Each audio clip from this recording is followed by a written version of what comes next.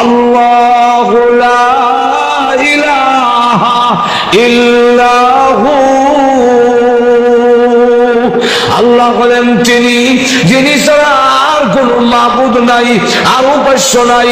আমার বিপদ থেকে উদ্ধার করার মালিক, আমার ধন সম্পদ দেওয়ার মালিক, সন্তান দেওয়ার মালিক, ইজ্জত দেওয়ার মালিক, বিপদ থেকে মুক্তি দেওয়ার মালিক, এই সবগুলো বেইজ্জত করার মালিক, সম্মান দেওয়ার মালিক, রোগ মুক্তি দেওয়ার মালিক। কোন পীর সাহেব নয়, কোন পীর আউলিয়া নয়, কোন নবী রাসূল ওলি গাউস কুতুব নয়, দুনিয়ার আর কেউ নয়।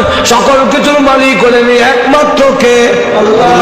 আরো বলে কন আল্লাহ। লা ইলাহা ইল্লাল্লাহর ব্যাখ্যা দিলে 3 দিন লাগবে। লা ইলাহা ইল্লাহু, আল্লাহ ছাড়া কোনো মাবুদ নাই, আল্লাহ ছাড়া কোনো উপাস্য নাই। এই কথা কেন বললেন? যে আল্লাহ এরপরে সিফাত গুলো বয়ান করেন কেন? আল হাইয়ুল কাইয়ুম। 1 নম্বর হলো আল্লাহ রাব্বুল আলামিন হলেন হাই, চিরঞ্জীব, যার মরণ নাই। এই পৃথিবীতে আল্লাহ ছাড়া সকলের মরণ আছে, নবীদেরও মরণ আছে, ওলি গাউস কুতুবের মরণ আছে, বৃক্ষ তরুণতার মরণ আছে, পাথরগুলোর মরণ আছে, পাহাড়ের মরণ আছে, আসমান জমিনের মরণ আছে। সুতরাং এগুলা আমার উপাস্য হতে পারে না। আল্লাহ আমার উপাস্য হবে কেন? আমার মহান আল্লাহর জিন্দেগিতে কোনোদিন মরণ নাই। দুই নম্বর হইল আল কাইয়ুম, তিনি কাইয়ুম। কাইয়ুম কিটা? কাইয়ুম হইল এটার ব্যাখ্যা 3টা। এর মধ্যে একটা ব্যাখ্যা হইল কাইয়ুম তারে কয় যিনি তার নিজেও কায়েম থাকেন, অন্যরে কায়েম রাখেন, প্রতিষ্ঠিত রাখেন, তার নাম হইল কাইয়ুম। 2 নম্বর ব্যাখ্যা হইল যিনি সমস্ত মখলুকের মধ্যে হাজির, সবসময় দেখতেছেন বান্দার সকল আমাল। তাফসীর ইবনে কাসিরের মধ্যে লেখে কাইয়ুমের অর্থ হইল আহওয়ালে হাজিরুন, আহওয়ালে হাজিরুন ওয়া আমালে নাজিরুন। তার বান্দা সমস্ত আমলগুলোতে আল্লাহ দেখতেছেন এবং বান্দার সমস্ত হালতে, সমস্ত অবস্থায় আল্লাহ উপস্থিত আছেন। তাকে বলা হয় আল কাইয়ুম। কি বলা হয়? কাইয়ুম বলা হয়। তাহলে হাইয়ুল কাইয়ুম। আল্লাহ রাব্বুল আলামিন বলেন আমি সব জায়গায় বিরাজমান, এমন কোন জায়গা নাই যেখানে আমি আল্লাহ নাই। এই কারণে আল্লাহর নাম হয় কাইয়ুম। আমাদের সমস্ত হালত দেখতেছেন, আমাদের সমস্ত আমলগুলো তিনি দেখতেছেন ডাইরেক্ট। সুতরাং আল্লাহকে ফাঁকি দেওয়ার কোনো সুবিধা নাই। 3 নম্বরটা হইল লা তাখুযুহু সিনাতুন ওয়ালা নাওম। আল্লাহ বলেন আমার ঘুম, আমার উন্দানি নাই, আমার তন্দ্রা নাই, আমার ঘুম নাই। 24 ঘন্টা আমি জাগ্রত। প্রত্যেকের ক্লান্তিতে আসে, ঘুম আসে, কিন্তু আমি আল্লাহর ঘুম নাই। উনি ছাড়া কেউ মাবুদ হতে পারে না। পিসাব ঘুমায়, নবী ঘুমায়, আলেম ঘুমায়, সব ঘুমায়, সব মাখলুক কিছু সব ঠিক নেই। কিন্তু আল্লাহ রাব্বুল আলামিন বলেন আমার ঘুম নাই। আমার কোন সময় কল্যাণ দরকার হবে এটা আমি আল্লাহ 24 ঘন্টাই জানি। আমার দরজা উন্মুক্ত রেখে দিয়েছি। 24 ঘন্টার ভিতরে যেই কোনো সময় আমার বান্দাকে আমাকে ডাক দিবে, আমি আল্লাহ 24 ঘন্টাই তার ডাকে সাড়া দেব। এই কারণেই আমি আল্লাহ মাবুদ হয়েছি। কিন্তু রাজা, বাদশা, ওলি, গাউস, কুতুব সব ঘুমায়। রাত 2টার সময় কোর্ট কাছারির মধ্যে ভাইবেন এখন গিয়া উকিল মুক্তা, জশা সব ঘুমা দিছে। আপনার বিপদ বসছেন। এখন কোর্টে গেলে দেখবেন ওই ফারাদাররা বই দিছে, তাও উঙ্গায়। যদি কি এখন বলে আমি একটা কেস করবার লেগে গেছিলাম, বিপদে বসছি, এখন আমার জায়গা দখল করিলাম, তখন দারোয়ানি ফিরছে আর আল্লাহ হয় তোমরা রাত যত গভীর হবে আমার রহমতের দরজা তত প্রশস্ত হয়। তুই যে কোনো সময় ডাক দিবে। আমি এই জন্যই মাবুদ যে তোর প্রত্যেকটা ডাকের সময় আমি আল্লাহ শুনি, দেখি, হাজির আছি। আল্লাহু লা ইলাহা ইল্লা হুয়াল হাইয়ুল কাইয়ুম লা তাখুযুহু সিনাতুন ওয়ালা নাওম লাহু মা ফিস সামাওয়াতি ওয়া মা ফিল আরদ ما ذا الذي يشفع عنده إلا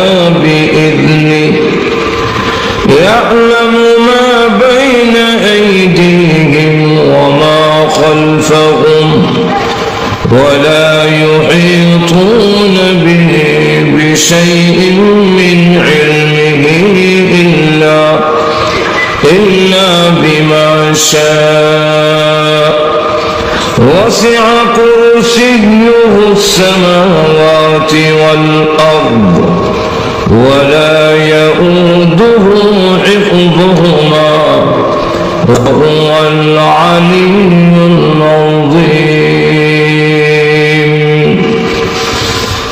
بارك الله لنا ولكم في القرآن العظيم ونفعنا وإياكم بالآيات والذكر الحكيم. صلى الله على سيدنا ومولانا محمد وعلى آله وأصحابه وسلم. صلى الله على سيدنا ومولانا محمد وعلى آله وأصحابه وسلم. بلغ العلا بكماله كشف الدجى بجماله حسنت جميع خصاله. صلوا عليه وآله. আজকের এই ইসলামী মহাসম্মেলনের অত্যন্ত শ্রদ্ধেভাজন সভাপতি, উপস্থিত সমবেত প্রাণপ্রিয় মুসলমান ভাইরা, পর্দার অন্তরালে অবস্থানরত অত্যন্ত শ্রদ্ধেয় মা বোনেরা, আমি আপনাদের সামনে পবিত্র কোরআন শরীফের সবচেয়ে শ্রেষ্ঠ সম্মান ও মর্যাদার দিক থেকে বড় একটি আয়াতি কারিমা আপনাদের সামনে তেলাওয়াত করেছি, যে আয়াতের নাম আয়াতুল কুরসি নামে পরিচিত। এই একটি আয়াত অত্যন্ত গুরুত্বপূর্ণ। প্রশ্ন হইতে পারে, তাহলে কবর হাসর নসর হইতে গেল কই? বেড়াতে মরে ফেলে জান্নাতে যেত। এর ব্যাখ্যা মুহাদ্দিসিনে কেরাম লিখেছেন। এর অর্থ হলো, আল্লাহ রাসূল যে বলছেন যে তার মৃত্যুর সাথে সাথে জান্নাত, এর অর্থ হইল যে কবরের জগতেই তার কবরের সাথে জান্নাতের যোগাযোগ করে দেওয়া হবে। কবর ঘুমায়া ঘুমায়া জান্নাতের আরাম আয়েশ ভোগ করতে থাকবে, যা হাদিসের মধ্যে আছে। যেমন আল্লাহ রাসূল বলছেন, এক হাদিসে আছে, আল কবরু রাউযাতুম মিন রিয়াদিল জান্নাহ আও হুফরাতুম মিন হুফারিন নার।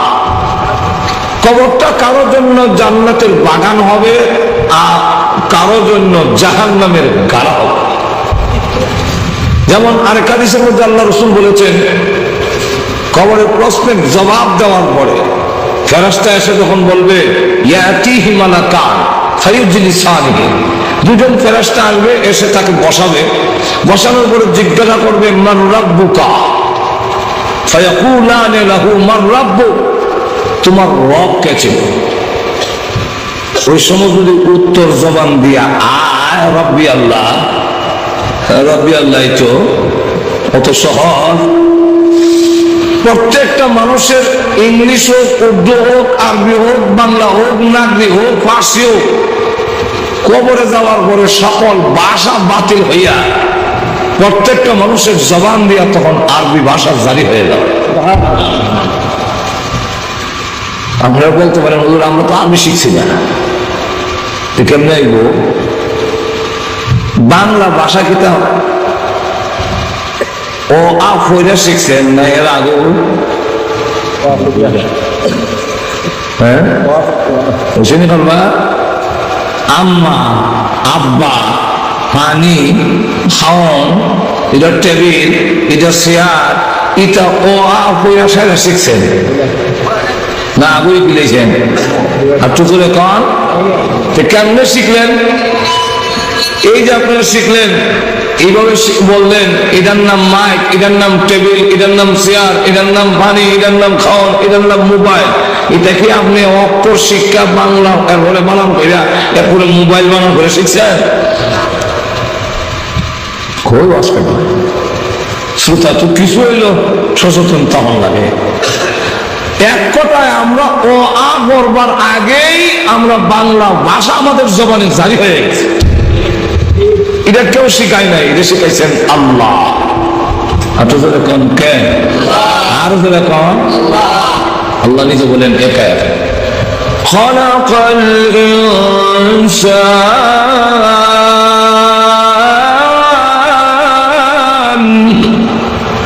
আল্লামাহুল বায়ান।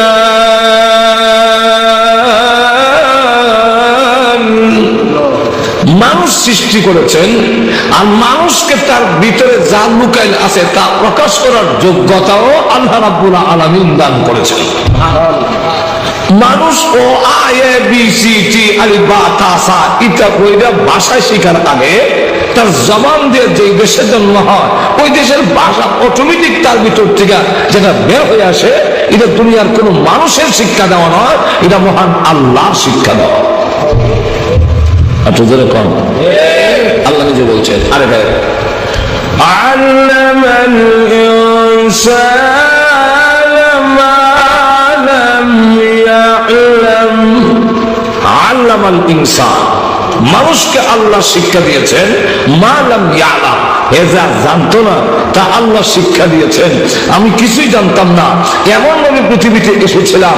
আল্লাহ রাব্বুল আলামিন আরেক আয়াতের মধ্যে বলেন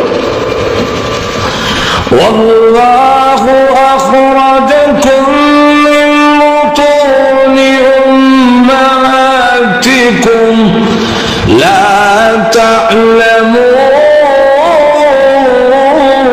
شيئا।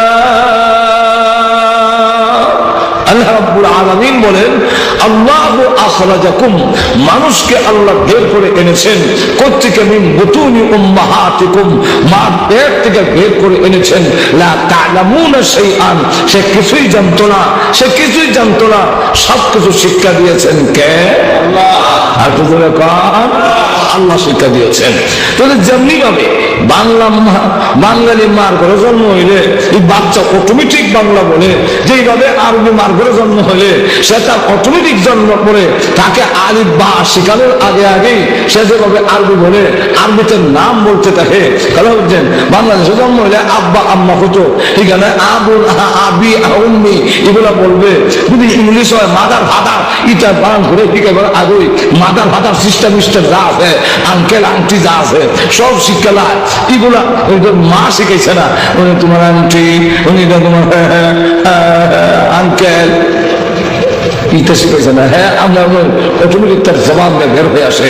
যেমনি ভাবে বাচ্চা মার গর্ভের থেকে বের হওয়ার পরে আস্তে আস্তে ওই যে দেশের জন্ম হয়, যে মায়ের ঘরে জন্ম হয়, ওই মার ভাষা সে বাচ্চা বলতে দেখে। ঠিক তেমনি হবে কবরের জগতে যাওয়ার পরে সকল ভাষা বাতিল হয়ে অটোমেটিক তার জবান দিয়ে আরবি বের হতে থাকবে। এই কারণে আমরা বলি যে আরবি ভাষা হলো ইন্টারন্যাশনাল ভাষা, আর আপনারা কোন ইংলিশ বোঝাই গেছে। আরবি ভাষা ইন্টারন্যাশনাল কেন? পৃথিবীতে সব দেশে মোটামুটি ইংলিশ চলে, সব দেশে ইংলিশ চলে, পাশাপাশি আরবিও চলে কিছু কিছু। হ্যাঁ পুরা সব বিশ্বে না করলেও বেশ কিছু রাষ্ট্রে এখন আরবি চলে, এমনকি বাংলাদেশেও চলে। কেমনে বিদেশে বেলে বিদেশ গিয়ে আরবি খেয়েছে, অথবা বিদেশে বেলে আরবি একটা বই আটলে এখন দেখা যায় হ্যাঁ কিছু এটার নাম কেটা, মোবাইলের নাম কেটা, টেবিলের নাম কেটা, খাওয়ানোর নাম কেটা, হ্যাঁ কিছু শিখতেছে। তো আরবি কিছু হইল হ্যাঁ ইংলিশের সমান না হইল পৃথিবীতেও চলে, কিন্তু পরের জগতে ইংলিশ চলবে না আরবি চলে। তাহলে ইহকাল এবং পরকালে দুনো কালের যেই ভাষা চলে, আর যেই ভাষা শুধু ইহকালে চলে পরকালে চলে না, সেটা ইন্টারন্যাশনাল নয়। যেটা দুনো কালে ইহকালে এবং পরকালে চলে সেই ভাষা হইল ইন্টারন্যাশনাল ভাষা, ইন্টারন্যাশনাল ল্যাঙ্গুয়েজ। কথা বলছেন। এখন আসুন তো কবরে যাওয়ার পরে যদি আমি রবের কাজ করে থাকি তবে না আমার জবান দিয়া রব আসবে।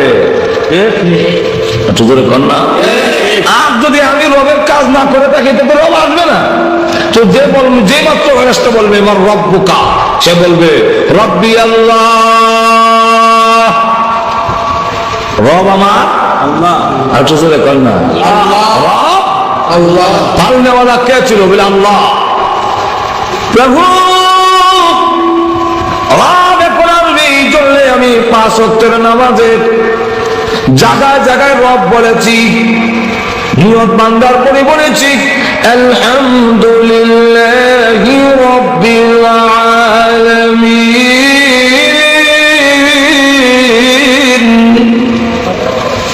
আল্লাহ আমি রুকু থেকে বলেছি সুবহান রাব্বিয়াল আযীম, দাঁড়ায় বলছি সামি আল্লাহু লিমান হামিদা রব্বানা লাকাল হামদ।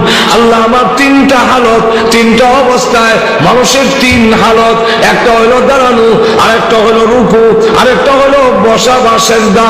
এই 3 হালতের মধ্যে আল্লাহ রাব্বুল আলামিন তোমার নাম উচ্চারণ করেছি, দাঁড়ায় বলেছি আলহামদুলিল্লাহ রাব্বিল আলামিন। রুকুতে গিয়ে বলেছি সুবহান রাব্বিয়াল আযীম, আবার দাঁড়ায় বলছি সামি আল্লাহু লিমান হামিদা রব্বানা লাকাল হামদ। আবার সিজদায় গিয়ে বলেছি সুবহান রাব্বিয়াল আলা।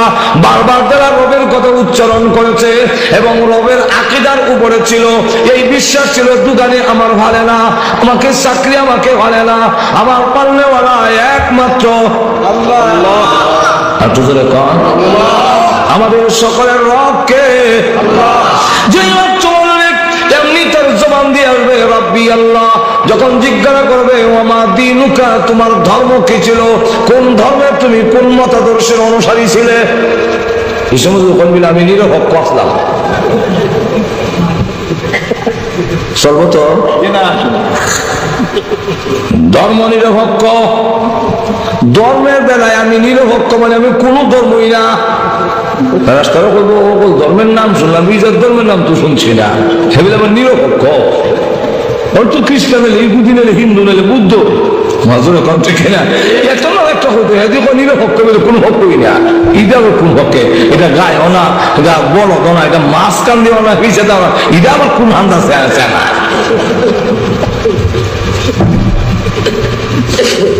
ওয়ামা দীনুকা, আপনার জবান দিয়া কি আসবে দীনিয়াল ইসলাম, আইবনি সারা জীবন উল্টা পাল্টা।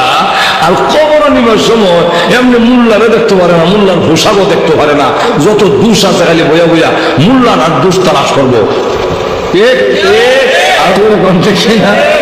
মুল্লার আর দুষ তালাশ করে, যারে নিন্দে তারে নিন্দে। আমরা একটা ভাষা আছে, যে যারে নিন্দে পাঞ্জাবিরে আমরা নিন্দা করি, খুব প্যান্ট খুব ভালো লাগে, পাঞ্জাবি এমনি ভালো লাগে না। কিন্তু দেখা যায় কবরে যাওয়ার সময় ওই পাঞ্জাবি না হইয়া কুর্তা না গা দিয়ে কবরে যাওয়া যাবে না। আরো ধরে এই সময় সব নেতা হোক, লিডার হোক, প্রেসিডেন্ট হোক, যাই হোক, এই সময় ওই পোশাক আল্লাহ চিন্তা হয়, নিন্দা যখন করছিলে নিন্দাবা যেরকম ঠিক। এরপর কবর নিবার সময় ইসলাম, আমরা এমনি ইসলামের কথা মনতে হয় না, 2 জায়গায় ইসলাম ছাড়ে না। কোন জায়গায়? এক জায়গা হইল ইলেকশন আইলে, ঠিক কিনা?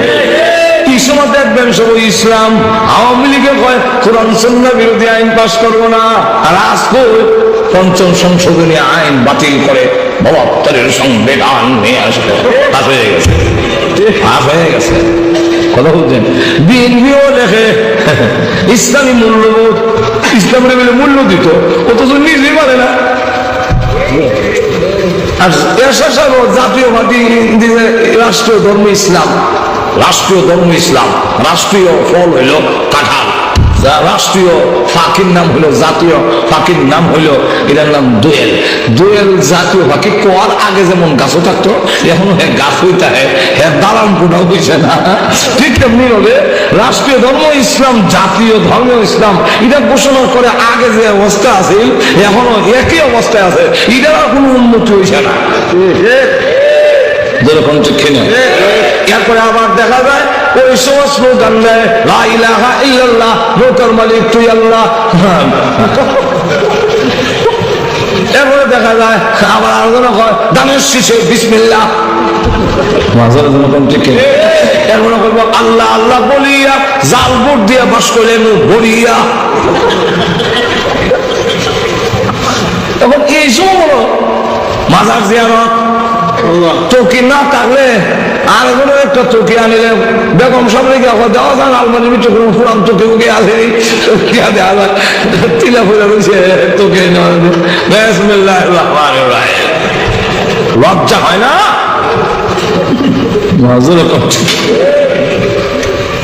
শরম করা উচিত। আমাদের অসুবিধা হইতেছে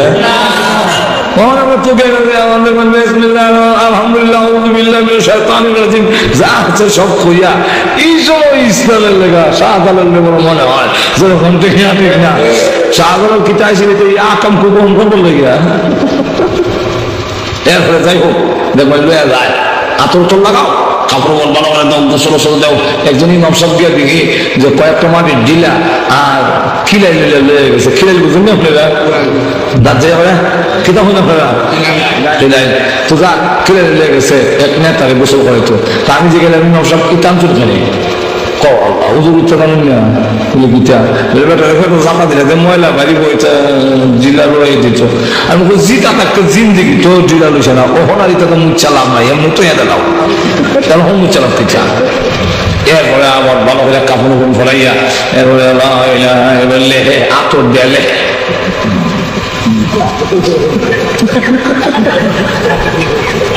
অনলি খেলা বলবো কেন বিচ্ছু বুঝি না তা ঠিক না। কদম ফালাই আরে কি শূন্য এটা বার করে আমরা খুব ভালো করে বুঝেন খুব ভালো করে আমরা বুঝে। এখন দেখা যায় কার এক লয়া যায় আর এক কদম গন্যা গন্যা 10 কদম তুমি 10 কদম আমি 10 কদম গন্যা গন্যা লয়া যায়।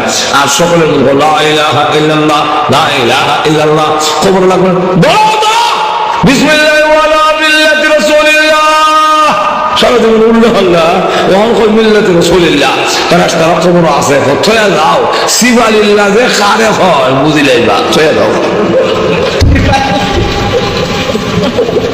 এখন দেখা গেল সারা জীবন উল্টা চললাম।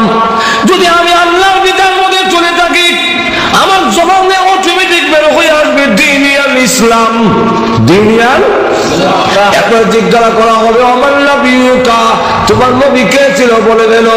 তখন বলবে যদি সত্যি অনুসরণ করে থাকে অটোমেটিক তার জবান দিয়ে বের হয়ে আসবে হুয়া মুহাম্মাদুর রাসূলুল্লাহ।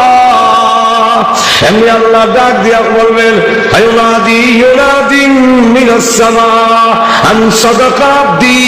এমনি আসমান থেকে আওয়াজ আসবে হে ফেরেশতা আন সাদাকা আবদি আমার বান্দা সত্য বলেছে ফাআকরিসুহু মিনাল জান্নাহ ওয়া আলবিসুহু মিনাল জান্নাহ ওয়াফতাহু লাহু বাবান ইলাল জান্নাহ।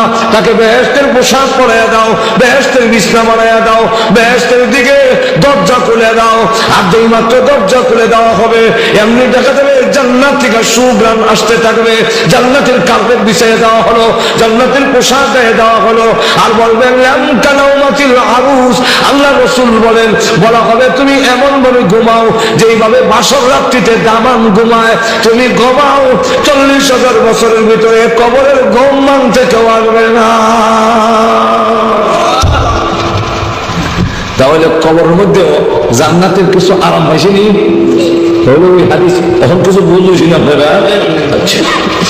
এই আয়াতুল কুরসির ফজিলত যদি আপনারা বলতে যাই আজকাল আমার সমাজের মতো ফজিলত এত ব্যাপক ফজিলত কত মাসাবার কাছে যায় আর দৌড়াদৌড়ি যত করে নিয়েছে জিন্নাত ধরে নিয়েছে পুদকা ফুয়া ফুলের শিখাই দেওয়া যায়। আল্লাহ নবী বিশ্বনবী রাহমাতুল লিল আলামিন বলে নিয়মতান্ত্রিক ভাবে এই একটি আয়াত যদি কোনো মানুষ পড়ে তাহলে যত কুফরি করো, যত জাদুটোনা করো, যত জিন্নাত হোক তার গায়ে আসর করিতে পারিবে না।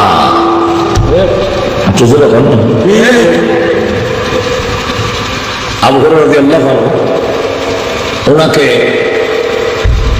রাষ্ট্রীয় খেজুর ভাড়া দিবার লেগে দিছে। একদিন দেখে লম্বা লম্বা নোক আর লম্বা লম্বা চুল খেজুরের মধ্যে হাত দিছে, বললিস সিলা সিলা সারাদিন ঘরে ঘরে বুক লাগছিল, আর করতাম না। তুমি কে? আমি মিস্টার ইবলিস। আবু হুরায়রা তোমার রসুলের দরবারে নিব, আমি পাও ভালো করে নিয়েন না। কান্দাকানির কারণে আবু হুরায়রা আল্লাহ মায়া লাগছে, ছেড়ে দিছি। রসুলের দরবারে যাওয়ার পরে রসুল জিজ্ঞাসা করেন, আবু হুরায়রা তোমার মেহমান কই? তো রসুল কেমনে জানলো? আল্লাহ রাব্বুল আলামিন জিবরাইলের মাধ্যমে রসুলকে জানায় দিয়েছেন। রসুল বলেন, তোমার মেহমান কই সাথে? কখন কাকুতি মিনতি করছে, ছেড়ে দিছি। রসুল বলেন, ভালো করছে, তবে সে আবার আইব। আরেকদিন আইছে, ওই দিনও ধরলো। এবার হয় তুমি আমার হাতে হয় না, বললো কমিত না, রসুলের দরবারে তোমাকে নিবই। তাক এরপর কান্দাকারী কারণে ছেড়ে দিছে। রসুলের দরবারে যাওয়ার পরে রসুল বলেন, তোমার মেহমান কই? কান্নাকাটি করছে, ছেড়ে দিছি। রসুল বলেন, ভালো করছে, তুমি আমার আইব। আরেকদিন এসে এইবার দুই রকম, কোন কান্নাকাটি কাজ হবে না, তোমাকে রসুলের দরবারে নিয়ে যাব। এবার সে ডাক দেয়া কয়, আমাকে যদি তুমি ছেড়ে দাও, আমি এমন একটি দোয়া তোমার শিক্ষা দিব, যে দোয়াটা পড়লে কোনদিন শয়তান কোনদিন তোমার উপরে আসর করতে পারবে না, তোমার মাল চুরি করতে পারবে না। যে ঘরের মধ্যে তেলাওয়াত হবে, ওই ঘরের মধ্যে মিস্টার ইবলিস শয়তান প্রবেশ করতে পারে না। কথাটা দোয়া রাখো। শয়তান তখন আয়াতুল কুরসি শিখাই দিয়েছে, ছেড়ে দিছে। রসুলের দরবারে যাওয়ার পরে রসুল জিজ্ঞাসা করে, তোমার মেহমান কই? দোয়া শিখেছে, লেগে ছেড়ে দিছি। রসুল বলেন, হ্যাঁ মৃত্যুক, কিন্তু দোয়া যা শিখেছে এটা ঠিকই শিখেছে। শুধু তা না, এই আয়াতুল কুরসির ফজিলত এত বেশি যে যদি কোনো পুরুষ হোক আর নারী হোক তেলাওয়াত করি, একটা আয়াত যদি আমরা আমল করি, একটি আয়াত যদি আপনি তেলাওয়াত করেন, তাহলে এই আয়াতের দুইটা চুট আছে আর একটা জিহ্বা আছে, এটা দিয়ে আল্লাহর আরশের পায়ের সাথে লাগানো আছে। সে তখন দোয়া করতে থাকে, যতক্ষণ পর্যন্ত তেলাওয়াতকারীর গুনাহ মাফ না হয় ততক্ষণ পর্যন্ত আয়াতুল কুরসির সুপারিশ বন্ধ হয় না। তাহলে এই আয়াতুল কুরসি কত গুরুত্বপূর্ণ। শুধু তা না, এই আয়াতুল কুরসি এত মজিলত কেন? তার মধ্যে ইসমে আজম আছে। ইসমে আজম এমন এক দোয়া, কোন বান্দা বান্দি যদি আল্লাহর দরবারে দোয়া করে আর বলে আল্লাহর ইসমে আজম, ইসমে আজম কোনটা? আল্লাহ নবী বিশ্ব নবী রাহমাতুল লিল আলামিনকে জিজ্ঞাসা করেন, ওগো নবীজি ইসমে আজম আমাকে শিখান। আম্মা জান আয়েশা বলেন, ইয়া রাসূলুল্লাহ, ইয়া হাবিবাল্লাহ, আমি কম থেকে জাগ্রত হয়ে দেখি আপনি আমার পাশে নাই। আমি এমনি হাত দিলাম, হাত দিয়া দেখি আল্লাহ নবী বিশ্ব নবী রাহমাতুল লিল আলামিনের পায়ের তলার মধ্যে আমার হাতটা পড়ে গেছে। এমনি আমি বুঝতে পারলাম আল্লাহ নবী নামাজের সিজদার মধ্যে আছেন। অনেকক্ষণ অপেক্ষা করলাম, নবীজি সিজদা থেকে উঠেন না। তখন আমি আস্তে আস্তে করে গড়িয়ে গেলাম, নবীজি শ্বাস ফেলান কিনা, না হয় রাসূল কেন এত দীর্ঘক্ষণ পর্যন্ত উঠেন না। কাছে গিয়ে দেখি আল্লাহ নবী বিশ্ব নবী রাহমাতুল লিল আলামিন সিজদার মধ্যে পড়ে কান্দেন, ইয়া হাইয়ু ইয়া কাইয়ুম, ইয়া হাইয়ু ইয়া কাইয়ুম যখন কাঁদে।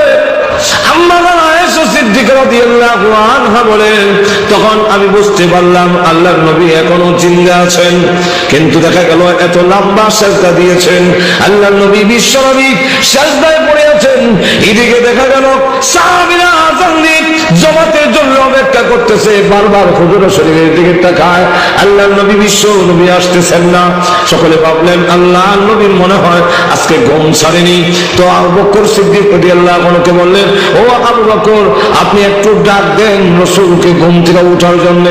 আবু বকর সিদ্দিক বলেন, প্রয়োজনে আমি একা নামাজ পড়ে চলে যাব, তবে বিশ্ব নবী রাহমাতুল লিল আলামিন আলামিনের ঘুম আমি ভাঙবো না, আল্লাহর নবীকে আমি ডাক দিয়ে বেয়াদবি করবো না। সকলে মিলে বলে, ওমর আপনি ডাক দেন, আপনি শক্ত আছেন। হযরত ওমর বলেন, শক্ত আছি ঠিক, কিন্তু বিশ্ব নবীর সামনে আমি মুমিন থেকে আরো নরম, আমি পারবো না।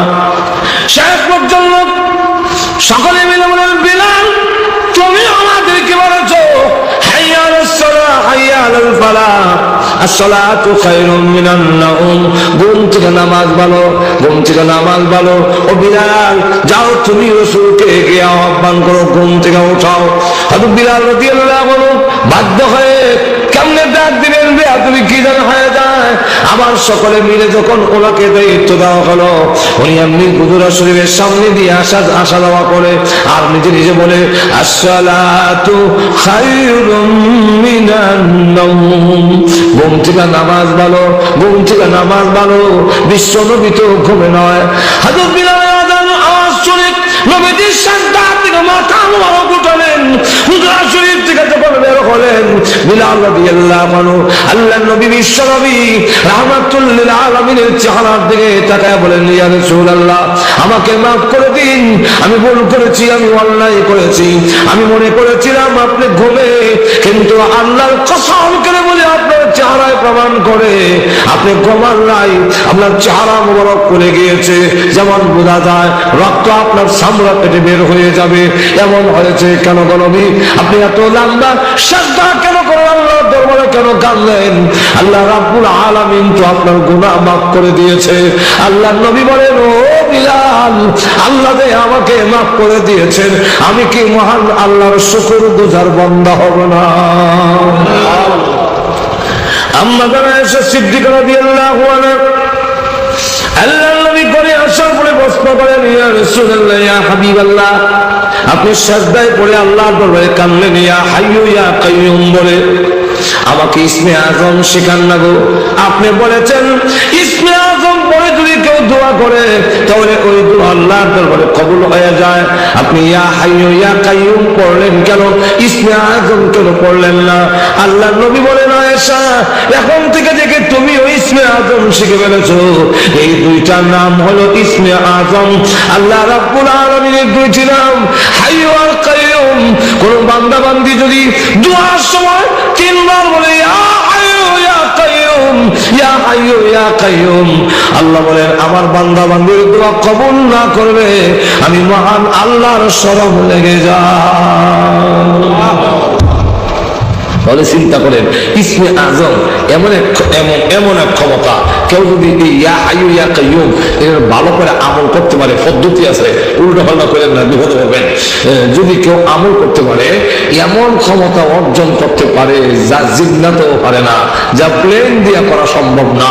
আপনি ইসমে আজম যদি আমল করতে পারেন তাহলে হাসিল করতে পারবেন। যেমন সুলাইমান আলাইহিস সালাম যখন উযু করতেছেন আর তাকায় দেখে ধুলাবালু উঠতেছে, জিজ্ঞাসা করে ধুলাবালু উঠে কেন, কি ব্যাপার ধুলাবালু উঠতেছে কেন? তখন ওনাকে সংবাদ দেওয়া হলো রানী বিলকিস কয়েক লক্ষ সোলজার নিয়ে আসতেছে আপনার দরবারে। তখন তিনি কয়েক মাইল দূরে থাকতেই উনি ওনার উপস্থিত যারা আছে সকলকে লক্ষ্য করে বলেন, তোমাদের মধ্যে কে এমন আছো যে রানী বিলকিস আমার দরবারে আসার আগে আগে 7টা কক্ষের ভিতরে তার বিশাল একটা সিংহাসন, সিংহাসনটা লম্বা হলো 80 হাত, আর এই সিংহাসনের প্রস্থ হলো 40 হাত, উঁচা হলো 30 হাত। এত বিশাল সিংহাসনটা সে আসার আগে আগে আমার কাছ থেকে ওই এমন থেকে সিংহাসন এনে হাজির করতে পারবে এমন কেউ আছো কি? এমনি জিন্নাতের মধ্যে একটা আছে খুব শক্তিশালী, এর নাম ইফরিত। তখন সে বলল, কালা ইফরিতু মিনাল জিন। সে ডাক দিয়া কয়, আমাকে যদি অনুমতি দেন তাহলে ওই রানী বিলকিস আপনার দরবারে কেন, এতটুকু ভাগ কেন? একটা মানুষ বসার থেকে উঠতে যুদ্ধের সময় লাগে, এর আগে আগে আমি সিংহাসন আপনার দরবারে হাজির করে দেব। কিন্তু এখানে একজন বুজুর্গ ছিলেন যার নাম আসিফ ইবনে বরখিয়া। এই আসিফ ইবনে বরখিয়া একজন মানুষ, তিনি ইসমে আজম জানতেন, ইসমে আজমের আমল ওনার ছিল।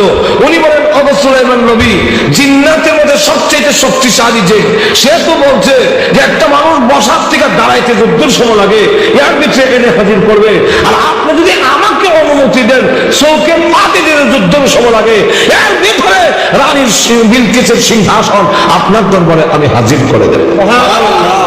তাহলে ইসমে আজম এই আয়াতুল কুরসির মধ্যে আছে।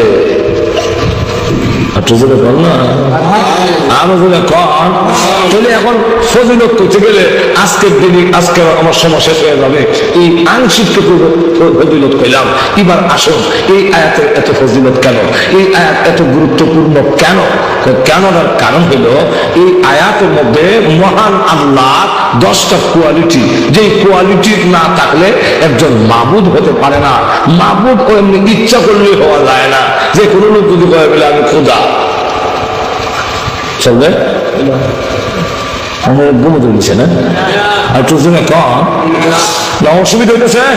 অসুবিধা হলো আমার সুবিধা, আমিও শেষ করলে কেন অসুবিধা হয়েছে না আপনারা? তাহলে এবার বলে যে আল্লাহ কি যে কোনো লোকে খোদা দাবি করলে খোদা হওয়া যাবে? খোদা দাবি করার সাথে সাথে, উপাস্য দাবি করার সাথে সাথে কিছু সিফত, কিছু কোয়ালিটি, কিছু গুণ তার থাকতে হবে।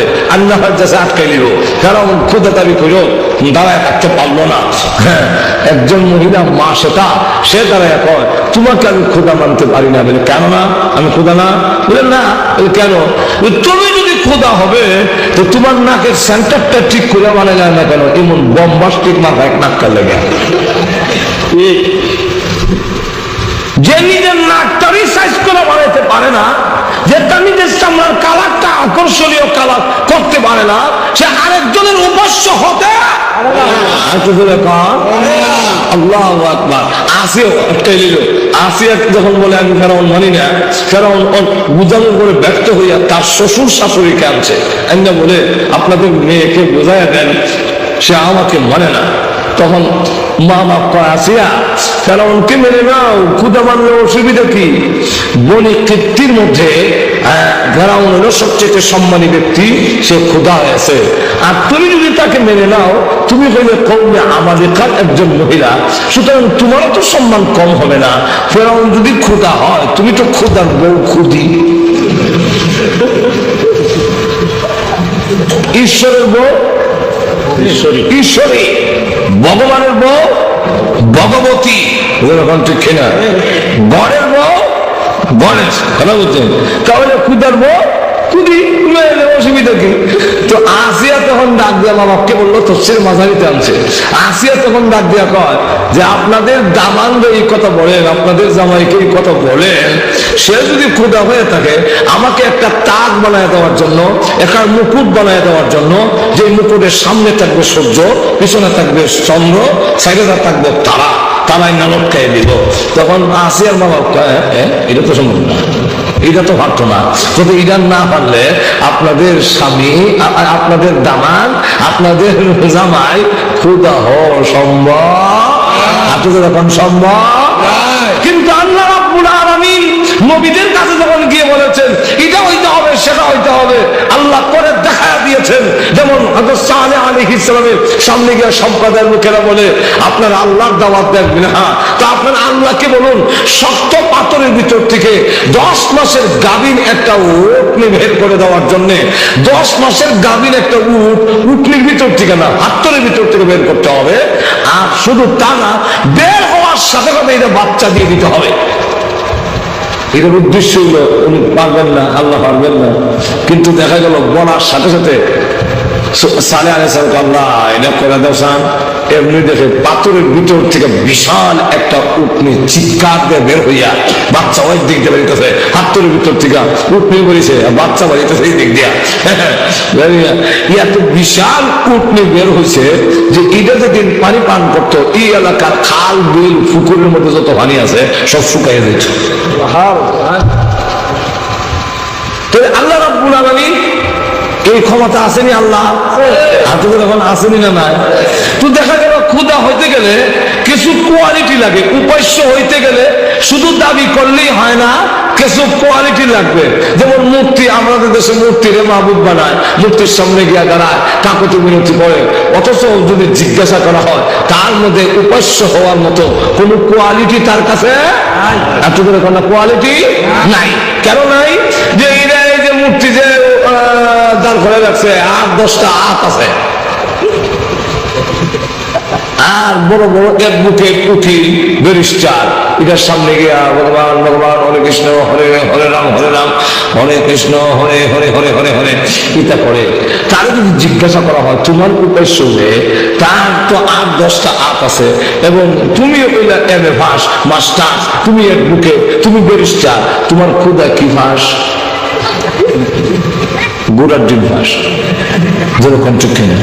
তাহলে অবস্থাটা কি গেল যে বান্দার যোগ্যতা বেশি, ক্ষুদা মূর্খ, এটা অভ্যাস হইতে পারে না। যেরকম ঠিক কিনা? আরো যেরকম শুধু তা না, মূর্তির সামনে 8-10টা হাত আছে, এটার নাম দশরা বা বেসরা, একটা এই মূর্তির নাম, এটার নাম দশরা, বেসরা না, বেসরা তোমার দেশ, এটা কোনো সরাসরি মানে না। মুখে কারো লাগাইছে, বুচায় হরবাই করুন লাগে, চোখ দুইটা গাঞ্জা হয়ে আগুন লাগান লাল, মাথার মধ্যে শাল লাগাইছে, এরপরে আবার বেড়া বেরিয়ে এক কেন হইয়া এরপরে একটা যে লাগায়, আবার বাপ ধরে চোখ বন্ধ করে বলে দেয়, বেশি মাথা উঠে না। আবার অনেকটা ল্যাংটো হইল, পাইছি ল্যাংটা জামুন ল্যাংটা মাঝখানে আবার খাবার করতাম খেনে, তো হেরে হইল আইসব ল্যাংটা জামুন ল্যাংটা মাঝখানে খাবার খেনে, তো আতুরে অঞ্চলে দাঁত চেপে দিয়ে ফেলে যে আইসের দাঁত ছাড়া যায়, চোখের লেগে দাঁত লইয়া। আচ্ছা যাক, এরা আবার দেখবেন বই থেকে বেশি মাথে না, আবার হঠাৎ দয়াল বাবা যেরকম আছে না। আর আমরা দেশের কিছু লোক এমনি গিয়ে শ্রদ্ধা করে যায়, তো হয়ে গেছে, অনেক কিছু হয়ে গেছে। এখন লক্ষ্য করে দেখেন মূর্তিটা যে দাঁড়ায় আছে, এখন তার সামনে খাবার দেওয়া আছে, চিরা দই মই খই এটা দেওয়া আছে। এখন একটা হাত দিয়া মাসি যখন খাবারটা নিয়ে যায়, তাও চুরি করে নেয় না, আওয়াজ দেয়া নেয়। যখন খাওয়ান নেয় তখন মানে এর অর্থ হইল ক্ষমতা থাকলে আটকাও। আবার খাওয়ান লয়ে যায়, সমকল লয়ে যায় গিয়া কিতা করছ, কি ক্ষমতা আছে আমার যে আটকাটার সময়? তুমি কি এর হুদা? তুমি তো হুদা। আল্লাহ কোরআনে বলে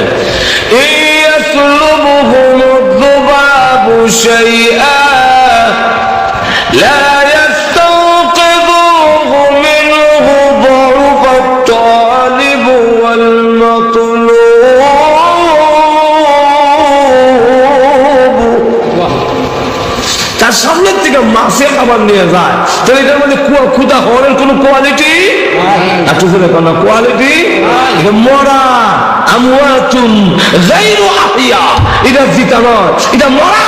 সুতরাং অবশ্য হতে পারে না, কোন মূর্তি অবশ্য হতে পারে না, কোন বৃক্ষ অবশ্য হতে পারে না, কোন পাথর অবশ্য হতে পারে না। কেন? কোয়ালিটি তার মধ্যে ক্ষুধা হওয়ার মতো কোয়ালিটি নাই। আল্লাহ রাব্বুল আলামিনের পরিচয় তুলে ধরেছেন এই আয়াতের মধ্যে 10টা সিফত, এই আয়াতের মধ্যে একটি আয়াতের মধ্যে তুলে ধরেছেন যেগুলো একমাত্র কার, আরো যেরকম কার, আল্লাহ। এই কোয়ালিটি থাকলে উপাস্য হয়, আর না হয় উপাস্য হতে পারে না। কি কি তেমনি না অসুবিধা হইতেছে? তাই আল্লাহ রাব্বুল আলামিন বলেন প্রথমেই শোনো, আমার পরিচয় তুলে ধরছে। কারণ আল্লাহর পরিচয় যদি আমরা জানি, তাহলে এই মানুষ গুনাহ করতে পারবে না, কোনো পুরুষ গুনাহ করবে না, কোনো মহিলাও আর গুনার কাম করতো না। আল্লাহর পরিচয়টা যদি আমরা জানি, আমার আল্লাহকে এই কথা যদি বুঝি নাই, এর ইয়াকিন যদি আমাদের ভিতরে আসে, আমরা তো আসলে আল্লাহকে চিনছি না। আল্লাহ কি ভাবা, আল্লাহ কি ক্ষমতা, এটা আমরা এখনো উপলব্ধি করতে পারিনি। আর এর ফলে উপলব্ধি করতে পারি নাই বলেই আমরা পাপা চক থেকে ফিরতে পারি না। আর যারা নাকি আল্লাহকে চিনতে পেরেছে, তারা গুনার কাজে জড়িত হয় না। আল্লামা শিবলি রহমতুল্লাহ আলাইহি উনি নিজেকে লক্ষ্য করে বলেন, রে শিবলি, তুমি গুনার কাম করো না। যদি গুনাহ করতে হয় তাহলে এমন জায়গা কইরো যেখানে তোমার মহান আল্লাহ দেখেন না। আসেনি না? যখন আছে একবার তার মুরিদ যে কইছে, এক বুড়া কবুতর দিয়া মুরিদরা কইছে জব করে লইয়াও, এমন জায়গা জব করবা কেউ যেন না দেখে। কেউ গিয়ে বাথরুমে জব করে নিছে, দরজা বন্ধ হইয়া। কেউ গর্তের ভিতরে জব করে নিছে, কোন লোক আছে জঙ্গলের ভিতরে গিয়ে কবুতর জব করে নিছে, আর একবারে ফিরত হয়ে এসে কবুতর ভাসছে না এখানে। যেখানে যায় আপনি বলছেন কেহ যেমন না দেখে এমন জায়গা জব করবে, আমি যেখানে যাই এখানে গিয়া দিলে আমার আল্লাহ দেবে।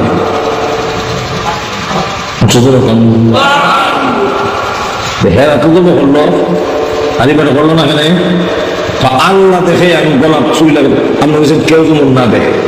তো আপনি যদি আমার ভিতরে যদি এই কথা আসে যে এমন কোন জায়গা নাই যেখানে আমার আল্লাহ দেখেন না, সুতরাং আল্লাহ দেখে আমি গুনাহ করবো কিভাবে, অপরাধ করবো কিভাবে? রেপ যদি সামনে থাকে ওই কোনো অফিসার ঘুষ খেত না, রেপ যদি থাকে কোনো দুর্নীতি করবে না, রেপ যদি সামনে থাকে তাহলে দেখা যাবে সে অপরাধী লিপ্ত হবে না। যদি ইয়াকিন আর বিশ্বাস আসে যে আমার আল্লাহ আমার স্রষ্টা আসমান আর জমিনের মালিক আহকামুল হাকিমিন, আল্লাহ আমাকে দেখতেছে, সে জিন্দেগিতে কোনো জিনার কাম করতে পারবে না। খাইতে পারবো ঘুষ, ঘুষ খাইতে পারবো না। আল্লাহ দেখতেছে, এর ইয়াকিন আমার আল্লাহ সব জায়গায় আছেন। আল্লাহ বলেন আমি সব জায়গায় আছি, এমন কোন জায়গা নাই যেখানে আমি আল্লাহ নাই, সব জায়গায় আমি হাজির, সব জায়গায় আমি উপস্থিত। আপনি এমন কোন জায়গা নাই যেখানে আমার আল্লাহ নাই। ওয়া হুয়া মাআকুম আইনামা কুনতুম, তোমরা যেখানে আমি আল্লাহ সেখানে। এই স্লোগানটা আল্লাহ, যদিও আমরা ইলেকশনের সময় চেয়ারম্যান দেই, আর অমুক ভাই যেখানে আমরা আছি সেখানে অমুক ভাই যারা ভোট দ্বারে আমরা উঠানো, তো অমুক ভাই যেখানে আমরা আছি সেখানে, অথচ মোবাইল ঘরের ভিতরে আমি উঠানো, এখানে তো নাই। এটা বউ কাছে কি আমরা জানি না।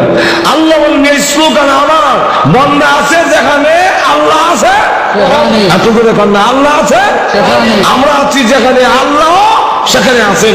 শুধু তা না, আল্লাহ রাব্বুল আলামিন বলেন আমার পরিচয় তুলে ধরুন, যেখানে তিনজনে কানাকানি করে আল্লাহ কোরআনে বলেন সেখানে তিনজন নয়, হিসাব করবার সময় চারজন হিসাব করবা। যেখানে চারজন এখানে চারজন নয়, আমি মিল্লা হইলাম পাঁচজন। শুধু তা না, দুনিয়ার কোনো মেশিন নাই, দুনিয়ার কোনো যন্ত্র নাই, আমার ভিতরে ভিতরে আমি কি কল্পনা করতেছি সেটা উদ্ঘাটন করতে পারবে। আজ পর্যন্ত কোনো যন্ত্র আবিষ্কার হয়নি, আমি মনে মনে কি কল্পনা করি সেটা আবিষ্কার করার জন্য। কিন্তু আল্লাহ রাব্বুল আলামিন জানিয়েছেন, ও পৃথিবীর নারী আর পুরুষেরা তোমরা জেনে রাখো আমি আল্লাহ এমন সত্তা, তোমার ভিতরে ভিতরে কি আছে আমি 24 ঘন্টায় তোমার ভিতরে সকল কিছু জানি। তাহলে আল্লাহর পরিচয় যদি জানে মানুষ, আল্লাহকে তার ক্ষমতা কি, এই কথাটা যদি ভালো করে উপলব্ধি করতে পারে, তাহলে না পুরুষে গুনাহ করতে পারবে না নারী গুনাহ করতে পারবে। এক লোক হাদিস শরীফের মধ্যে এসেছে, নিজের হাদিসে এক লোক এক মহিলাকে খুব ফুসলায় বসলে সুযোগ মতে আইসিল টেকার লেগে কর্জা নিত, এমন সময় করছে কিটা কর্জা নেওয়ার সময় শর্ত লাগাই দিছে দিনু আর হেসর উচ্চ বানানা, একদিকে হেডা খায়, 2 নম্বর হলো মক্ত, 3 নম্বর হলো বদমাইশ, হেসর উচ্চ বানানা। তুই মহিলাটা আমার নেকা টাকা কর্জার লেগে আইছি, আমার পরে শর্ত তুলে দিছে টাকা দিতে পারি একটা শর্তে, তুমি যদি আমার আকাঙ্ক্ষা পুরা করো। সেটা বসে কুমত্তবের প্রস্তাব। মহিলা কয় আমি এই প্রস্তাব গ্রহণ করতে পারি না, তাদের টাকাও দিতাম না। শেষ পর্যন্ত বিপদ হয়ে রাজি হয়েছে, আচ্ছা ঠিক আছে টাকা দেও, দেখা যায় বলে অমুক জায়গা এতটার সময় আসবে, তার সাথে ওয়াদা দেওয়া। ঠিকই নির্জন গভীর রাত অমুক জায়গা আসছে, তখন মহিলারা তরতর করে কাঁপতেছে আর চোখের পানি ছেড়ে দিয়ে কাঁদতেছে। তো সে জিজ্ঞাসা করে হাদিস শরীফের মধ্যে এসে, তার নাম হলো কিফিল। সে ডাক দিয়া কয় তুমি কাঁদছো কেন, তুমি কান্দো কেন? মহিলা কয় আমি জিন্দেগিতে কোনোদিন জিনার মতো অপরাধ করিনি, আমি আজকে অভাবের কারণে তোমার কাছে টাকার জন্য আসছিলাম, তুমি আমার ইজ্জতের উপরে হামলা করবে, আমি আল্লাহর দরবারে কাঁদতেছি, আল্লাহ যেন আমাকে রক্ষা করেন এবং তোমার দিনটা যেন আল্লাহ পরিবর্তন করে দেয়। আমার আল্লাহ তো এমন ক্ষমতা আছে, ইচ্ছা করলে তোমার দিন পরিবর্তন করতে পারে। ও ভাই, এই জঙ্গলের ভিতরে, এই এরিয়ার ভিতরে, এই এলাকার ভিতরে আর কোনো মানুষ না থাকলেও আমার মহান আল্লাহ আছে। আপনাদের এখন না এই যে বিশ্বাসটা, দুধ পানি দেওয়া জীবন আইন দিয়ে ফিরে তারে না, পানি দিবই গুড়াইয়া মারে, গুড়াইয়া গোড়া ড্রামের মধ্যে পানি তুষে তো এরপর দুধ ডালে জিজ্ঞাসা করা হইলো আগে তো সব পানি এখন দুধ দাও ওখানে খালি বিশ্বাসের কাছে মুড়ি দিছি মোট থেকে হুজুরে না করছে দুধের মধ্যে পানি দিস না এর লাগে দুধও পানি দেই না পানির মধ্যে দুধ দিই বুড়াই আমার আর খলিফাতুল মুসলিমিন উমরের যুগে একজন মহিলা বিধবা মহিলার ঘরের কোনায় রাত দিয়ে উমর দাঁড়াইছেন যে এই ঘরের হালত কিতা শুনি তো মা তার মেয়েকে জিজ্ঞাসা করে আজকে বকরি দুধ দিচ্ছে 200 আরো 200 পানি নিয়ে যায় মেয়েটা জবাব দেয় উমর নিষেধ করছেন দুধ পানি দিতে মা ডাক দেখো আমার মেয়েটা এখনো স্মার্ট হয়েছে না কিন্তু চুরি ছাড়া সংসার কেমনি উন্নতি করবো উমর কি তোর ঘরে কোন কারণ হয়েছে দেখবার লেগে ঘরের মধ্যে খারাপ বলে দেখতো তোর দুধ পানি দিস কিনা মেয়েটা জবাব দেয় ও মা উমর যে আল্লাহকে ভয় করে দুধের মধ্যে পানি দিতে নিষেধ করে দেওয়া বিক্রি করতে নিষেধ করেছেন আমি সেই আল্লাহকে ভয় করি সেই আল্লাহ তো দেখতেছে উমরকে ফাঁকি দেওয়ানো সম্ভব কিন্তু আল্লাহকে ফাঁকি দেওয়ানো সম্ভব নয় সুতরাং আমি দুধের মধ্যে পানি দিতে পারবো না এমনি ভাবে আমাদের দেশের মহিলারাও যদি কথা বুঝে স্বামী দেখে না এলে কি হয়েছে কিন্তু অনেক সময় দেখা গেছে স্বামী দেখে না স্বামীর মাল চুরি করে স্বামীর মাল নিয়ে ফোকানো টাকা থেকে ঘুমেছে এখান থেকে টাকা হয়ে যায় দানের সময় নিয়ে 1 মণ দান হে করে জুলাই করে ঠিক না শুধু তা না আপনাদেরই কেনা অনেক জায়গায় এরকম আছে আমার দেশও আছে ও মা স্বামী গেছে বাজালো গলা বাজা আর এখানে তাই দেখা যায় আরো 8-10 জন বানিয়ে মাথে উঠে চাও খায় খানতামুক খায় বিড়ি সিগারেট খাইতেছে খেয়ে যাবে দেখে তাই না কাছে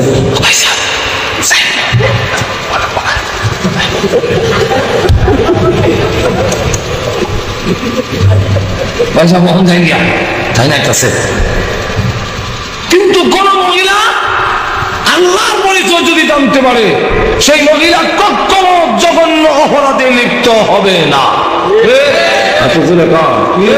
আমরা দেশে দেখবে হাদিসে বুঝাইছি মুসলিম শরীফ হাদিসও যে আমাদের দেশও আছে বাছুর বান্ধা তো আরো 1 সপ্তাহ আগে গাই যখন দুধের গাই যখন বাজারে বেচবো 1 সপ্তাহ আগে বাছুর বান্ধা তো আর গাভীর 50 কেজি দুধ দেয় শুধু তা না 12 বেগুন ডিপুফে তো ফুফরা বেগুন নিচে দিয়ে তয় দেখায় মারা না দিবস কিন্তু আল্লাহর পরিচয় যদি তার ভিতরে আসে তাহলে আমার আল্লাহ দেখতেছে তাহলে সেই লোক কখনো এইভাবে ভেজাল দিতে ভেজাল দিতে পারবে না তাহলে এখন আসুন আল্লাহ রাব্বুল আলামিন এই আয়াতের মধ্যে তার পরিচয় তুলে ধরেছেন যে আমার পরিচয় তোমার ভিতরে আসলে তুমি জঘন্য কাম করতে পারবে না এই কারণে এই আয়াতের এই ফজিলত আল্লাহ রাব্বুল আলামিন প্রথমে বলেন 1 নম্বর হলো আল্লাহু লা ইলাহা ইল্লাহু আল্লাহ হলেন তিনি যিনি ছাড়া আর কোন মাবুদ নাই আর উপাস্য নাই আমার বিপদ থেকে উদ্ধার করার মালিক আমার ধন সম্পদ দেওয়ার মালিক সন্তান দেওয়ার মালিক ইজ্জত দেওয়ার মালিক বিপদ থেকে মুক্তি দেওয়ার মালিক এই সবগুলো বেইজ্জত করার মালিক সম্মান দেওয়ার মালিক লোক মুক্তি দেওয়ার মালিক কোন পীর সাহেব নয় কোন পীর আউলিয়া নয় কোন নবী রাসূল ওলি গাউস কুতুব নয় দুনিয়ার আর কেউ নয় সকল কিছুর মালিক হলেন একমাত্র কে আল্লাহ আর বলে কোন আল্লাহ লা ইলাহা ইল্লাল্লাহর ব্যাখ্যা দিলে 3 দিন লাগবে লা ইলাহা ইল্লাহু আল্লাহ ছাড়া কোনো মাবুদ নাই আল্লাহ ছাড়া কোনো উপাস্য নাই এই কথা কেন বললেন যে আল্লাহ এরপরে সিফাতগুলো বয়ান করেন কেন আল হাইয়ুল কাইয়্যুম 1 নম্বর হলো আল্লাহ রাব্বুল আলামিন হলেন হাই চিরঞ্জীব যার মরণ নাই এই পৃথিবীতে আল্লাহ ছাড়া সকলের মরণ আছে নবীদেরও মরণ আছে ওলি গাউস কুতুবের মরণ আছে বৃক্ষ তরুণতার মরণ আছে পাথরগুলোর মরণ আছে পাহাড়ের মরণ আছে আসমান জমিনের মরণ আছে সুতরাং এগুলা আমার উপাস্য হতে পারে না আল্লাহ আমার উপাস্য হবে কেন আমার মহান আল্লাহর জিন্দেগিতে কোনোদিন মরণ নাই 2 দুই নম্বর হলো আল কাইয়ুম, তিনি কাইয়ুম। কাইয়ুম কিটা? কাইয়ুম হইল এটার ব্যাখ্যা তিনটা। এর মধ্যে একটা ব্যাখ্যা হইল কাইয়ুম তারে কয় যিনি তার নিজেও কায়েম থাকেন, অন্যরে কায়েম রাখেন, প্রতিষ্ঠিত রাখেন, তার নাম হইল কাইয়ুম। দুই নম্বর ব্যাখ্যা হইল যিনি সমস্ত মখলুকের মধ্যে হাজির, সবসময় দেখতেছেন বান্দার সকল আমাল। তাফসীর ইবনে কাসিরের মধ্যে লেখে কাইয়ুমের অর্থ হইল আহওয়ালে হাজিরুন, আহওয়ালে হাজিরুন ওয়া আমালে নাজিরুন। তার বান্দার সমস্ত আমলগুলোতে আল্লাহ দেখতেছেন এবং বান্দার সমস্ত হালতে, সমস্ত অবস্থায় আল্লাহ উপস্থিত আছেন। তাকে বলা হয় আল কাইয়ুম। কি বলা হয়? কাইয়ুম বলা হয়। তাহলে হাইয়ুল কাইয়ুম। আল্লাহ রাব্বুল আলামিন বলেন আমি সব জায়গায় বিরাজমান, এমন কোন জায়গা নাই যেখানে আমি আল্লাহ নাই। এই কারণে আল্লাহর নাম হয় কাইয়ুম। আমাদের সমস্ত হালত দেখতেছেন, আমাদের সমস্ত আমলগুলো তিনি দেখতেছেন ডাইরেক্ট। সুতরাং আল্লাহকে ফাঁকি দেওয়ার কোনো সুবিধা নাই। তিন নম্বরটা হইল লা তাখুযুহু সিনাতুন ওয়ালা নাওম। আল্লাহ বলেন আমার ঘুম, আমার উন্দানি নাই, আমার তন্দা নাই, আমার ঘুম নাই। 24 ঘন্টা আমি জাগ্রত। প্রত্যেকের ক্লান্তিতে আসে, ঘুম আসে, কিন্তু আমি আল্লাহর ঘুম নাই। উনি ছাড়া কেউ মাবুদ হতে পারে না। পিসাব ঘুমায়, নবী ঘুমায়, আলেম ঘুমায়, সব ঘুমায়, সব মাখলুক কিছু সব ঠিক নেই। কিন্তু আল্লাহ রাব্বুল আলামিন বলেন আমার ঘুম নাই। আমার কোন সময় কন্যার দরকার হবে এটা আমি আল্লাহ 24 ঘন্টাই জানি। আমার দরজা উন্মুক্ত রেখে দিয়েছি। 24 ঘন্টার ভিতরে যেই কোনো সময় আমার বান্দাকে আমাকে ডাক দিবে, আমি আল্লাহ 24 ঘন্টাই তার ডাকে সাড়া দেব। এই কারণেই আমি আল্লাহ মাবুদ হয়েছি। কিন্তু রাজা, বাদশাহ, কবি, কুতুব সব ঘুমায়। রাত 2টার সময় কোর্ট কাছারির মধ্যে ভাইবেন এখন গিয়া উকিল মুক্তার জশা সব ঘুমা দিছে। আপনার অঙ্গিপদে বসছেন। এখন কোর্টে গেলে দেখবেন ওই ফারাদাররা বই দিছে, তাও উঙ্গায়। যদি কি এখন বলে আমি একটা কেস করতে লেগেছিলাম, বিপদে বসছি, এখন আমার জায়গা দখল করিলাম, তখন দারোয়ানি ফিরছে। আর আল্লাহ হয় তোমার রাত্র যত গভীর হবে আমার রহমতের দরজা তত প্রশস্ত হয়। তুই যে কোনো সময় ডাক দিবে। আমি এই জন্যই মাবুদ যে তোর প্রত্যেকটা ডাকের সময় আমি আল্লাহ শুনি, দেখি, হাজির আছে। আরো বহু গুণ কওয়া হয়েছে। আল্লাহ রাব্বুল আলামিন যদি আরো তৌফিক দেয়, কারণ সবগুলো কইতে গেলে অনেক নাম বুঝে বুঝিয়া আর অত রায় আর বেশি ওয়াজ চলে হলে না, তো 1 ঘন্টা করিলেছি, আর বেশি সময় করা যায় না। আল্লাহ রাব্বুল আলামিন আমাদের তৌফিক দেব। আল্লাহর পরিচয়টা আমার আল্লাহকে, আমার বানানোওয়ালাকে, আমার আমার স্রষ্টাকে এটা যদি আমি ভালো করে উপলব্ধি করতে পারি, এর ইয়াকিন যদি আমার ভিতরে আসে, তাহলে মানুষ গুনাহ করবে না। তো ওই কথাটা কইয়া নাই, তো শেষ ফিনিশিং দিয়ে দিন। মনে আসেনি কিবিলের কথা? কিবিল সূরা। মহিলার সামনে কাল কাঁপতেছে, মহিলা কাঁপে, জিজ্ঞাসা করে তুমি কাঁপছো কেন? কাঁপার কারণ হলো আমার আল্লাহ দেখতেছে, আর কেউ না দেখলো আমার আল্লাহ দেখতেছে, আমি গুনার কাম কেমনি করবো? এ ভাই তোমারও ওয়াজ করি, ইয়া আখি ইত্তাকিল্লাহ, তুমি আল্লাহরে ডরাও। তোমার মতো কত যুবক কবরে ঘুমাই আছে, তোমার মতো কত যুবক হাসপাতালের সিটে আছে, তুমি এখনো সময় আছে, আল্লাহরে ডরাও। এই কথা বলার পরে কি বিরোধ বিচ্ছুক বয়ে আইছে, সে তখন গুনার কাম ছেড়ে দিয়া বললো টাকা যা দিতাম ফেরত দাও লাগতো না, আমি তওবা করলাম, আমার জিন্দিগিতে আর কোনোদিন গুনাহ করবো না, আর জিনা করবো না, আর মদ পান করবো না, আর ডাকাতি করবো না। এই কথা তওবা কইরা আল্লাহর দরবারে যখন তওবা করছে, বাড়ির দিকে যায় আর কান্দে, আল্লাহ আমি জীবন ভুল করেছি, আর জীবনে গুনাহ করবো না, অপরাধ করবো না, অঙ্গীকার করে যখন রাত্রে ঘুমাইছে, এই ঘুম হলো তার জীবনের শেষ ঘুম।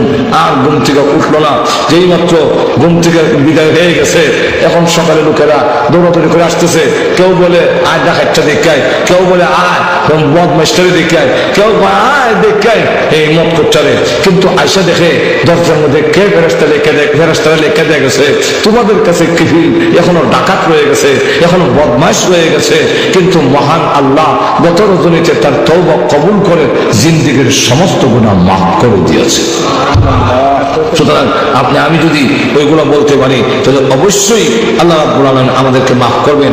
সমস্ত পাপাচার থেকে তখনই বাঁচা সম্ভব যদি আল্লাহর পরিচয়, আহকামুল হাকিমিনের পরিচয় আমাদের ভিতরে আসে।